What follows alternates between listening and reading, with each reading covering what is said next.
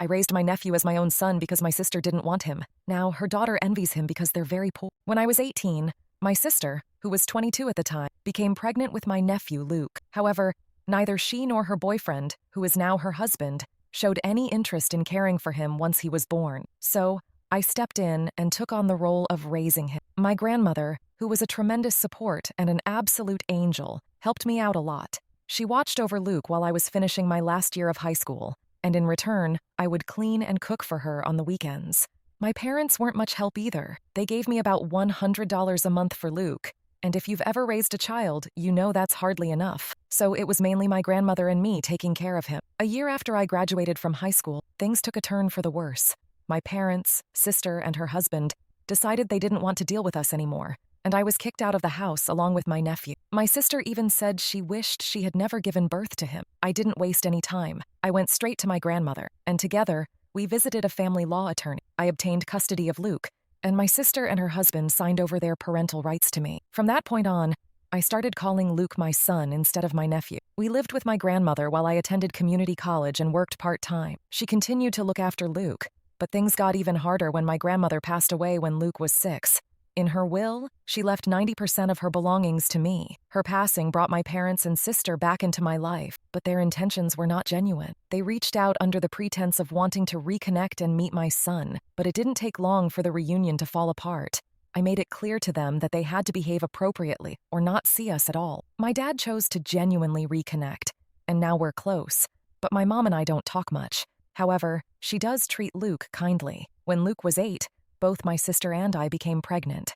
That's when my sister suddenly decided she wanted Luke back and began telling him that my husband and I wouldn't love him anymore. Once my actual son, as my sister put it, arrived, things got more complicated. For some context, my husband met Luke when he was 5, and we had already been together for a year before that meeting. My husband has always treated Luke like his own, and we got married when Luke was 7. When he was 9, we adopted him with his full permission. We found out that my sister was spreading those hurtful ideas when Luke broke down in tears one day. He was terrified that we would abandon him once his younger brother was born. He told us what my sister and her husband had been saying, and we reassured him that it would never happen. Luke knows he's not my biological son, but he is without a doubt my son in every way that matters.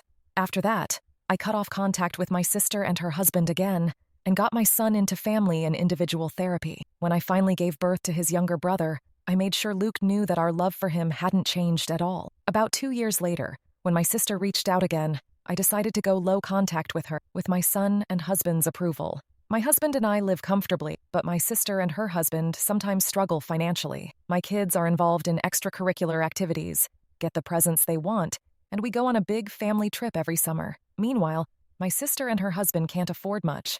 When my niece was around 9, my sister started making comments about how I needed to pay for this or that for her. I told her it wasn't my responsibility, though I did give my niece gifts and took her out from time to time, but it wasn't even close to how I treated my own kids. Now my second son is turning 17, and my husband and I were discussing getting him an affordable starter car, just like we did for Luke when he turned 17. At the same time, my niece is also turning 17, and apparently my sister promised her a car. However, she can't afford to buy one, so she asked me to do it. I refused, explaining that I hadn't made any promises and it wasn't my responsibility to provide one. My sister was upset and didn't talk to me for a while after that. When my son's 17th birthday arrived, we surprised him with a car. A couple of days later, my niece, Emily, called me, screaming and crying. She asked why I hated her and why I couldn't treat her the same as her brother. I stayed calm and explained that things were different. Her brother is my son, and while she is my niece, I can't buy her the same things as my son. I clarified that as her aunt, my role involves giving her birthday and Christmas presents and showing up when it matters. Nothing more.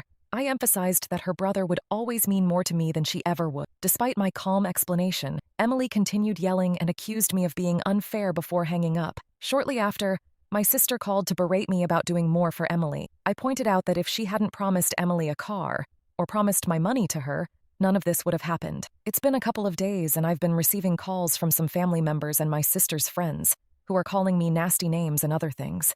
I do feel a sense of guilt, because my kids did grow up with more, and I suppose I could have helped more. So I'm left wondering, am I the jerk for what I said to my niece? Update.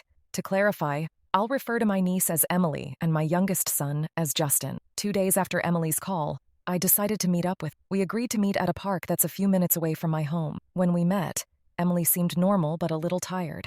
I told her I didn't mean to hurt her in any way, but she needed to understand that I'm not her parent, so it's not my job to provide for her. She said she understood that, but admitted she was jealous that Luke and Justin got everything they wanted. I explained that, first, Luke isn't her brother. He's her cousin given the circumstances. Second, they don't get everything they want. They work for it. They get good grades, do chores, and stay out of trouble for the most part. I then asked Emily why she was acting this way, since she had never expressed these feelings before. She started crying, saying it wasn't fair that Luke and Justin get everything they want while she barely gets anything. She claimed that Luke lucked out in life by being adopted by my husband, and she went on to say that she deserves to have what my sons have, including family, and insisted that I have to take care of her too. I told her that she is part of my family, but she's not my child. I do love her, but she's not my responsibility. I then asked her why she felt so strongly about this. Emily admitted that even though her parents take good care of her, she feels like she's just an obligation to them. She gets jealous when she sees how Luke and Justin were raised because, in her eyes, we don't view the boys as obligations.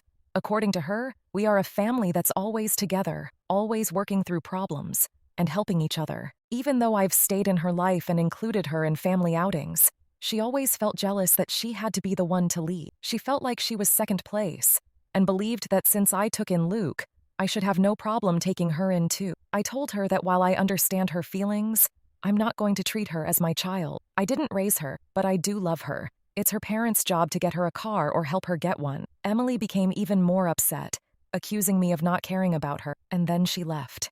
I texted her afterward, reiterating that I do care for her, but I'm not her mom, and it's not my job to provide for her. When I got home, my husband and I talked, and we decided to call my sister. I told her that my family and I were going fully no contact. My sister asked how I planned to stay in touch with Emily, and I explained that Emily is almost an adult. She can contact me if she wants to. Then she asked if I was going to get Emily a car. I said no, and told her that it's her job as Emily's mother to take care of it, and she needs to start acting like it. Emily needs her mom to step up, so I hung up the phone, blocked, and deleted her number. The next day, I got a call from my mom, who suggested that if I wasn't going to buy Emily a car, I should at least give her some money for it. I told her I wasn't going to do that and hung up because I knew it would only lead to a fight. Afterward, I called my dad and explained everything. He agreed that I was right. Later, my dad called back, asking if he could come over on Wednesday. When he showed up, he was visibly upset. It turned out that my mom had taken a big chunk of money from their retirement fund and given it to my sister. This led to a huge fight between my parents, and my dad ended up packing a suitcase and staying in a motel for a bit. Now, I'm no contact with my sister and mom, and I've decided to go low contact with my niece for the time being. Update. About a week after everything happened, I decided to talk to Emily again, and we agreed to meet at my home. I asked everyone else to be out of the house because I wanted to talk to her privately. When she showed up, she didn't really want to look at me. I asked her if I could give her a hug, and she nodded. The minute I hugged her, she started crying. She apologized for how she acted, but I told her she didn't need to apologize. I asked her again about how her parents treat her, trying to understand more about what was going on. She told me that her dad treats her well and tries to spend time with her, but he's busy because he works 2 jobs. While my sister is home more, she usually just keeps to herself and doesn't like to be bothered. I then asked Emily if she feels like she's been neglected. She said no, but admitted that they don't have much family time because her parents argue a lot, especially about money. Sometimes her mom does make her feel like an obligation, but she knows they love her. Finally, I brought up how she referred to Luke as her brother and asked if she truly felt that way about him. Emily explained that she sees Luke as a cousin, but thought that if she played the brother card, I might feel more inclined to help her. I asked her if she knew how I ended up adopting Luke, and she confirmed that her dad had explained everything to her. Apparently, my sister had sugarcoated the story, while her dad told her the blunt, complete truth. After that, I asked Emily if she would like to spend a fun day out with me on Saturdays. She got excited and expressed that she would really enjoy that. So that weekend, we went out to a restaurant she had been wanting to try, had a great time, and then visited a bookstore because she loves to read. I bought her a couple of books she wanted. However, when Emily and I were supposed to have our second weekend out, I had to cancel because Justin ended up in the hospital. He was tackled during football practice, which knocked the wind out of him and triggered a severe asthma attack. This happened on a Friday, and Justin had to stay in the hospital until Sunday. I called Emily on Saturday morning to explain, but before I could even tell her why I had to cancel, she started yelling at me, accusing me of never caring about her, and then hung up. I tried calling her back, but it went straight to voicemail. I sent her a text explaining that I didn't mean to hurt her, but Justin was in the hospital and that we could have our day the next weekend.